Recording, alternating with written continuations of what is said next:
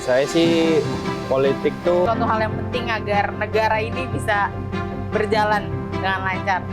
lebih ke orang-orang yang akan mengambil keputusan sih nanti di dalam sebuah tatanan negara. Partai-partai politik itu mempunyai bagian yang cukup besar dan amat penting untuk mengubah sistem di Indonesia sehingga Indonesia bisa menjadi negara yang lebih maju lagi.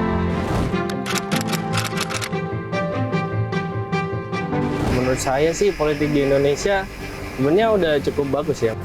Agak lumayan kacau mungkin sekarang. Karena sekarang mainnya lebih ke agama dan lain-lain gitu. Padahal harusnya nggak ada campur tangan situnya. Kalau politik ya udah di politik aja. Nggak usah ada campur tangan lain. Itu masih mementingkan kepentingan partainya lebih dahulu dibanding kepentingan rakyatnya.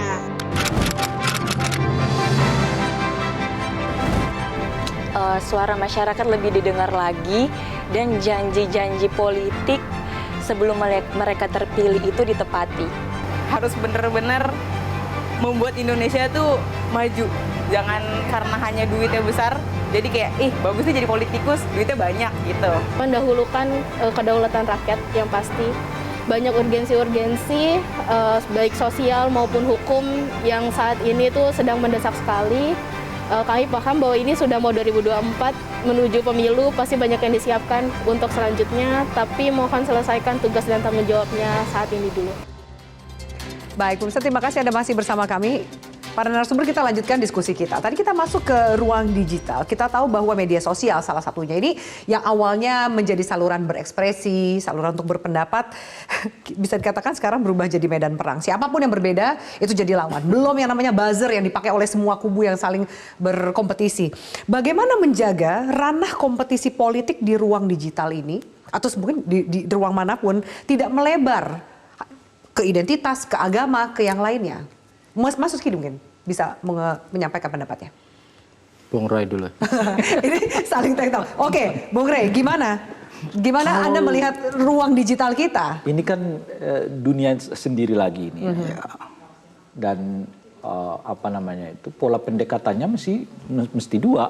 Pertama adalah memang meningkatkan literasi masyarakat kita terkait dengan penggunaan media sosial, dan ini bukan jangka pendek ya.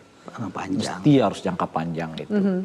Tapi sebetulnya kalau saya lihat gejalanya, akhir-akhir ini orang belajar kok dari peristiwa demi peristiwa. Oh gitu. Ini belajar dari peristiwa Ahok ya. Ya, Peristiwa Ahok itu kan menurut Setiati pembelahan. Ya. Dan sejak saat itu orang mulai belajar bagaimana membuat counter ekonomi. Jadi gini, kalau kita termasuk hoax. Hoax menjual jadi gini, media sosial itu kan harus dilihat sebagai sarana, alat.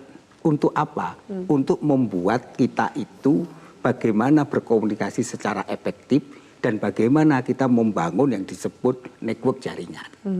Maka kalau kita pakai teori yang namanya komodifikasi, ketika media itu dari nilai tukar menjadi ekonomis, maka mulai muncul kebohongan hoax itu. Karena apa? Karena bagian dari industri. Masih ingat kan kasusnya Donald Trump, kasus Eropa visa Brexit, terus kasus Arab Spring, itu kan karena media dimanipulasi. Lah, disebarkan berita hoax.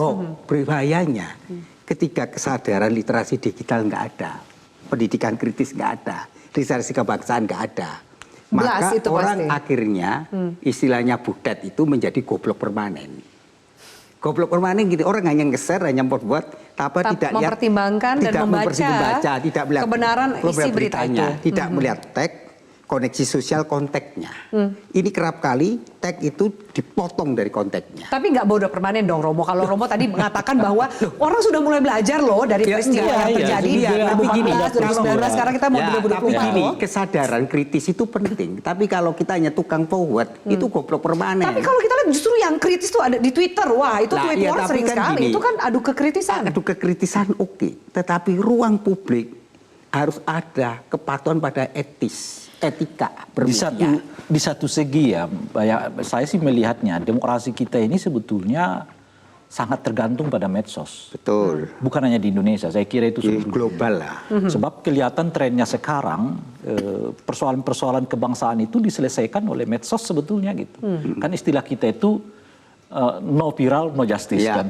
ya, betul. Viral dulu baru ada. Jadi saya kira ini bukan soal slogan, tapi inilah yang menjadi bakal yang terjadi di masa mendatang tuh. Artinya orang di masa akan datang orang akan bisa mengadvokasi dirinya sendiri. Nah, itu pentingnya itu. Dan maka Itu pentingnya sebetulnya medsos ini kan. Kasus di Lampung itu 1 orang, Ya. kasus di Jambi ya 1 orang, Tapi kamu kasus juga di Jawa lihat Barat kan, 1 orang. Tapi 2 jenderal itu karena tekanan media sosial. Ya itu maksudnya. Meskipun kelihatan sekarang ini polanya ya masih agak zigzag lah. Ya. Tapi dari pola ini kita melihat sebetulnya tren di masa mendatang itu demokrasi ini justru sangat positif dengan kehadiran medsos karena nggak tergantung lagi kepada politik formal. Ya itu betul. Sekarang jangan-jangan di masa Jadi depan balance-nya adalah di media sosial. ya, makanya. jangan-jangan di masa Betul. depan itu pengawasan Pemilu lewat itu. bukan lagi tergantung di DPR. Ya, tapi pengawasan ya, itu. terhadap pengelolaan pemerintahan sangat tergantung kepada kreativitas para medsos. Betul. Jadi influencer atau orang-orang apapun sekali ya tweet kasus di dalam satu daerah, se-Indonesia bisa baca. Iya. Ketimbang misalnya Betul. katakanlah 100-120 anggota DPRD yang bicara tentang itu gitu. Saya kira itulah tren. Oleh karena itu memang ya harus ada kemauan untuk melakukan pendidikan Nah, itu betul. atau literasi Digital itu. publik kita di media sosial. Ya. Tapi ini kan bukan persoalan mereka mengukur dengan media sosial, karena pada umumnya pendidikan kritis di kalangan itu, masyarakat kita itu nggak Masih terjadi. belum. Itu baik ini- offline maupun berarti gini, online. Ketika ini- pendidikan kritis ini tak saya bisa terjadi, nambahin. Romo, bagaimana dengan perbedaan politik? Karena kita tahu kan. nanti minimal yang akan berkompetisi Nah, ya itu yang- membawa ya, itu yang terjadi. cerita yang berbeda. Ini persoalannya di sini. Jadi kalau kita bicara pendidikan kritis, itu berarti kita mengembalikan visi pendidikan dulu. Romangun dulu memberi konsep tentang pendidikan manusia merdeka. Pendidikan kritis dimulai oleh Romangun. Mulai hal yang sederhana. Anak kita itu sulit bertanya. Maka Romangun membuat sekolah bangunan dengan sekolah pertama pendidikan itu dimulai dengan Murid belajar bisa bertanya. Mulai di situ. Ya. Oke. Iya, saya masuk Oke, ke sini. silakan Mas Ukidi. Ya, saya kira karena struktur masyarakat kita itu dan terutama yang terserap di dunia kerja itu rata-rata lulusan SMP, SMA, dan bahkan ada yang SD. Karena itu proyek terbesar bangsa ini adalah investasi terbaik di dunia pendidikan. Dan itulah instrumen terbaik untuk meningkatkan human capital, modal manusia. Karena apa? Karena mantan Presiden Bank Dunia, Kim, telah memprediksi terjadinya human capital gap, ketimpangan sumber daya manusia, bukan hanya antar negara maju dan negara berkembang, Ya. terutama dalam konteks kita tertinggal jauh dengan negara-negara di Asia Tenggara sekalipun. Kita tertinggal jauh dengan Malaysia, Vietnam, Thailand, dan apalagi Singapura, tetangga dekat kita. Tapi syaratnya Mas Ukidi, karena itu syaratnya itu harus ada perubahan paradigma pendidikan. Perubahan paradigma pendidikan hanya dimulai dengan transformasi guru. Selama guru menjadi mentor pawang, dia tidak akan mampu. Tidak akan melakukan transformasi itu. Itu Oke. syaratnya. Silakan dilanjut Mas Ukidi. pendidikan yang kita butuhkan ke depan adalah pendidikan yang oleh Bapak Teddy Rahmat sebut sebagai pendidikan yang beyond brain, yang tidak mengacu pada hanya soal otak, tapi soal budi pekerti. Karena itu pendidikan Pancasila menjadi pintu masuk penting untuk membangun bangsa ini agar kita tumbuh menjadi bangsa yang kuat secara moral. Karena apa? Karena selama ini kita tumbuh menjadi bangsa yang lemah secara moral. Kita menjadi permisif terhadap berbagai penyimpangan moral. Kita menjadi terbiasa dengan kebiasaan-kebiasaan buruk yang sebenarnya melanggar norma-norma sosial yang menjadi ikatan bersama kita dalam bernegara. Itulah sebabnya agar bangsa ini tumbuh dengan karakter yang kuat, dengan moral yang kuat, kita perlu melakukan pendidikan yang menyeluruh. Pendidikan yang menyeluruh, pendidikan yang terutama memberikan aspek budi pekerti dan keteladanan dalam tindakan itu sendiri. Keteladanan itu bukan hanya dimulai dari siswa, dan terutama dari pemimpin, dari guru, dari community of learning, komunitas pembelajar. Sehingga dengan keteladanan itulah yang membuat kita tumbuh menjadi bangsa yang kuat secara moral, maju dan kuat secara moral itu sendiri. Ya. Inilah yang sebenarnya berhasil diterapkan di Jepang, di negara-negara Skandinavia, dan juga negara Amerika itu. Setiap bangsa yang maju itu punya fondasi moral karakter yang kuat. Baik. Nah, Kalau ini kita saya bicara Romo, karena kita tarik ini urgensinya saya jawab dulu. Urgensinya 1 menit, pendidikan Romo. Pancasila di sini. Maka BPIB bersama kemudian Dikti, karena sekarang saya dengan Prof. Amin juga, Ya. mulai meletakkan 70% itu praktek Pak Jokowi, 30% teori. Pendidikan Pancasila itu pendidikan karakter. Ya. Itu yang penting, karena kalau karakternya kuat suatu bangsa, Ya. maka bangsa itu akan maju.